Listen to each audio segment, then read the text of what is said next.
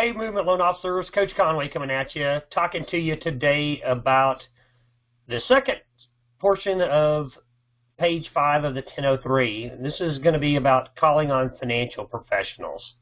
So for those of you tuned into the first session, what we're going to be talking about today is how do we use page 5 of the 1003 to ask for people's financial professionals, their CPAs, their HR directors, etc. And then specifically, we're going to be talking about calling on for the financial professionals today. So first off, when you're calling on financial professionals, there's a different mindset that you have to be in. You have to be in the trusted advisor mindset. Is what I like to call it. When you're dealing with those guys, you've got to be really knowledgeable, honest, genuine, and they're not really just to try to sell them something, but to offer them something of value, letting them know that you don't need their business, but you're there to add value. The approach would be something along the lines of docking the ship.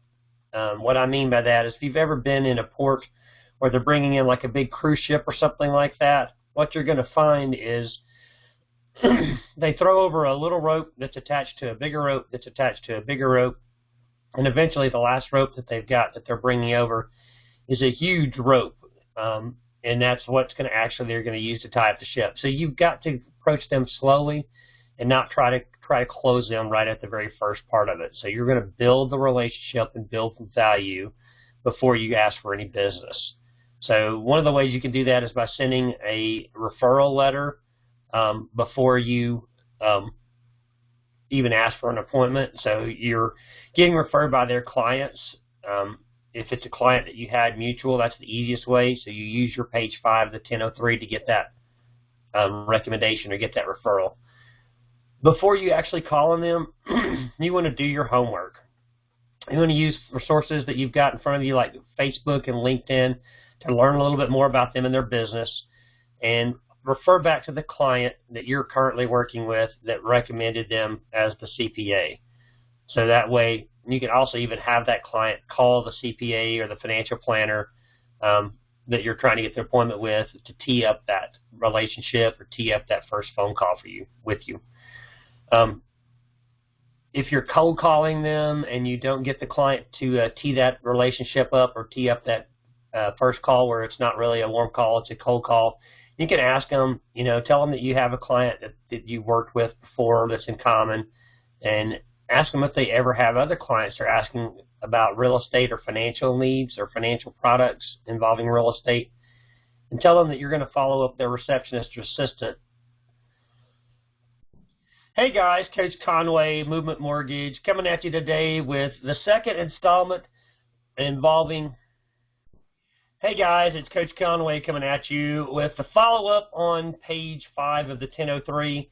This is going to be specifically about calling on financial professionals. So let's jump into the content here.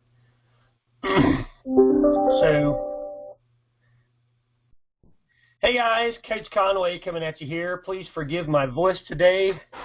It is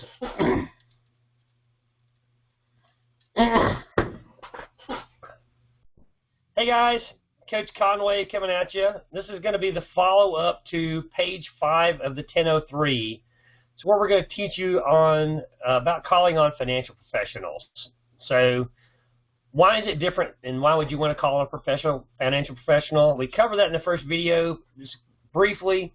They're typically a little bit lower maintenance, sometimes a little refreshing for you to deal with if you've been calling on realtors primarily.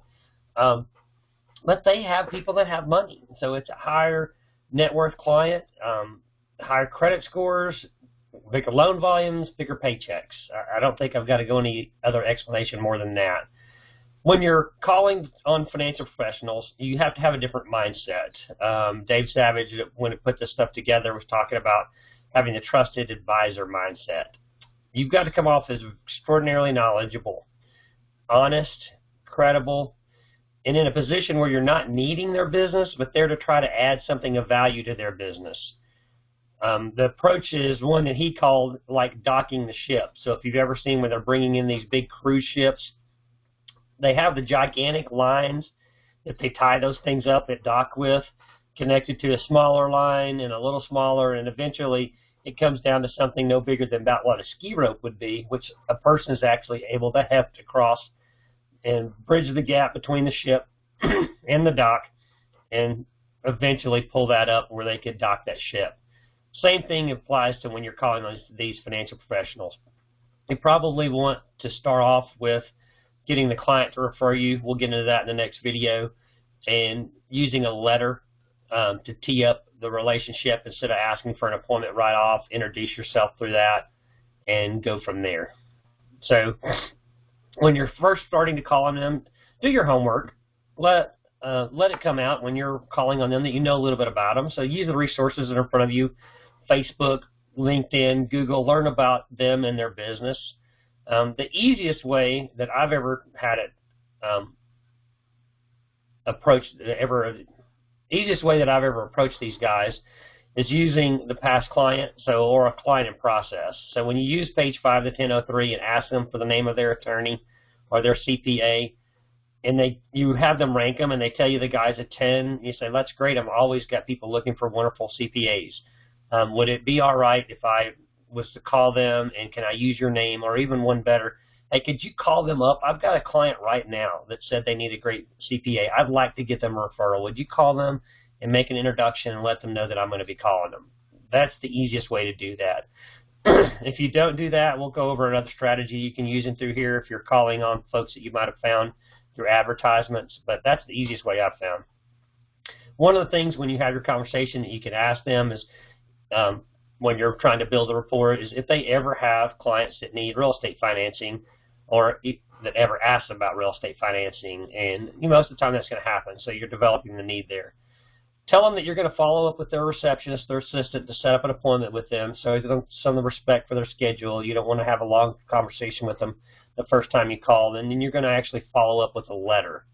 So basically what you're going to do is tell them you want to talk to them about how your advice will set them apart from the typical lender that they might be dealing with. Once you get their appointment, what are you supposed to say? First, you want to use some relevant questions to separate yourself from the competition, to take control of the conversation. You may ask them things like, is your emphasis more on getting individual or business clients?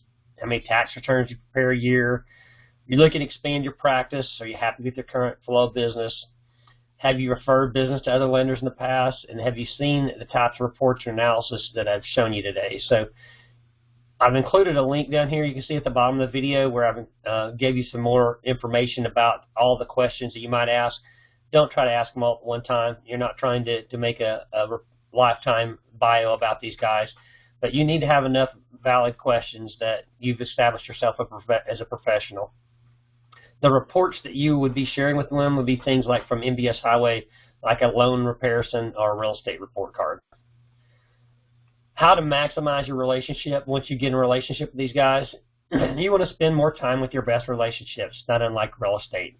The 80-20 rule, the Pareto principle, applies to most businesses, where you're going to have 20% of the people doing 80% of the business. So you want to spend more time with those people than you were with the others. Some things that you can do is do some shared database marketing. So if they've got a piece that they normally are sending out to their clients, you can send out a piggyback piece with that, and then do the same thing for them. So if you've got a database that you're sending out to, of course you need to send out things to your database on their behalf as well. You also want to point out that when you get these reports out, if it's done correctly, this is something that's going to make their phone ring and your phone ring, which is one of the goals we always have, is getting past clients to reach out to us. You want to send out market updates to them on a weekly basis via email using your MBS Highway, but just make sure you're genuine. You're going to be yourself and then add value to what their business is. Potential landmines in the relationship is don't come off as needy. No one wants to work with someone who's needy. Remember that you're there to add value, and your knowledge and advice as a mortgage professional is an asset to them. Have the attitude that your advice can actually make a difference to their business, and don't ask for referrals at every meeting, maybe every other meeting, so you're not seeming like you're really needy. Some other resources you could use to find financial professionals other than going through page 5 of your 1003 is look at your advertising resources. So anybody just doing publicity releases, articles in local businesses or journals, like in Nashville, we've got the Nashville Business Journal. Those are great because you know that they've got a budget to be spent on advertising, and they're likely attracting a better clientele if they're doing that.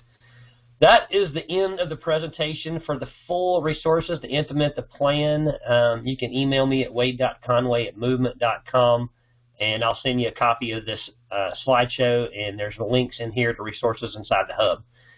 Hey, make it a great week out there and keep winning. Coach Conway signing out.